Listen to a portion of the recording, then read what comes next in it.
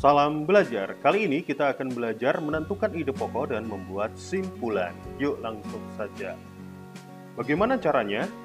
Untuk menentukan ide pokok, kita dapat menentukan topik pada teks, kemudian temukan kata kunci, lalu temukan kalimat utama dan informasi penting dari teks. Tentunya hal ini kita bisa pahami dengan membaca teks secara berulang-ulang apabila satu kali baca masih belum memahaminya.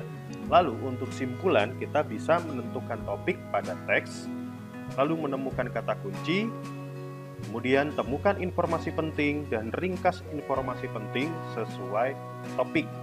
Ingat, di sini diperlukan ketelitian di dalam membaca teks. Yuk langsung saja kita latihan. Contoh, jerapah merupakan hewan mamalia yang memiliki ciri khas. Keunikannya adalah tinggi tubuh jerapah dapat mencapai 6 meter dan panjang leher jerapah dapat mencapai 5,5 meter. Umumnya, tubuh jerapah jantan lebih tinggi dan besar.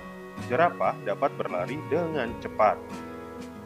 Baik, kita akan menentukan ide pokoknya di sini ya. Nah, kita cermati. Topiknya di sini adalah membahas tentang jerapah. Dari awal sampai akhir tentang jerapah. Lalu kita akan menentukan kalimat utama. Kalimat pertama, terus kemudian kita cek kalimat kedua sampai kalimat terakhir. Ini berupa penjelasan. Penjelasan apa? Tentang jerapah. Nah, berarti inilah kalimat utamanya. Jerapah merupakan hewan mamalia yang memiliki ciri khas. Kemudian di kalimat-kalimat berikutnya membahas tentang ciri khas jerapah. Jadi ide pokoknya adalah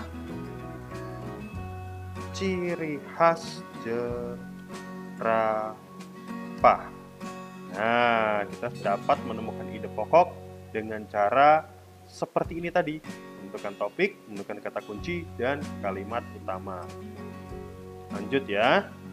Contoh yang kedua. Penyu merupakan salah satu jenis reptilia yang sebagian besar hidupnya dihabiskan di laut. Hewan itu memiliki cara unik dalam berkembang biak. Penyu yang siap bertelur biasanya akan berenang menuju tepi pantai. Setibanya di pantai, penyu akan menggali pasir hingga cukup dalam untuk menyimpan telur-telurnya. Tujuannya agar penyu tidak diburu oleh pemangsa. Penyu biasanya mengeluarkan 30 hingga 150 butir setiap masa bertelur. Setelah menetas, anak-anak penyu itu bergegas pergi ke laut. Terangnya cahaya bulan di atas samudera serta kemiringan lereng pasir dapat membantu anak-anak penyu mencari arah menuju laut. Di sini yang ditanyakan adalah simpulan. Langkah pertama, untuk membuat kesimpulan kita tentukan topiknya. Topik di sini berbicara tentang penyu.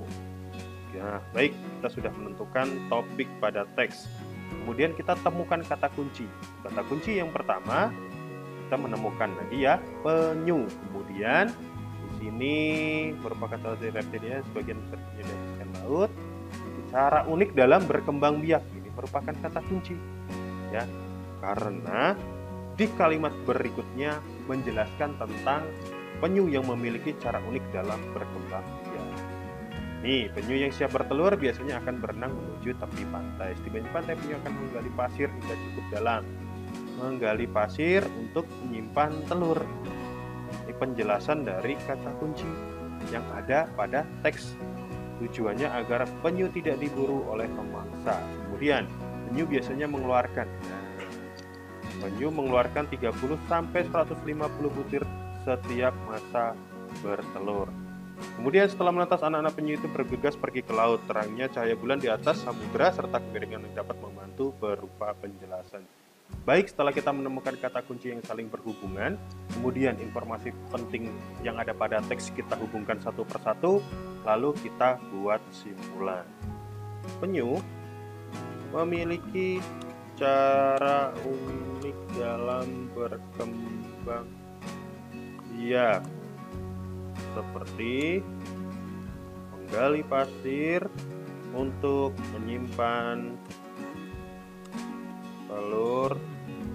telurnya dan mampu mengeluarkan 30 sampai 150 butir telur setiap masa bertelur. Ini merupakan contoh dari simpulan. Semoga mudah dipahami dan selamat belajar.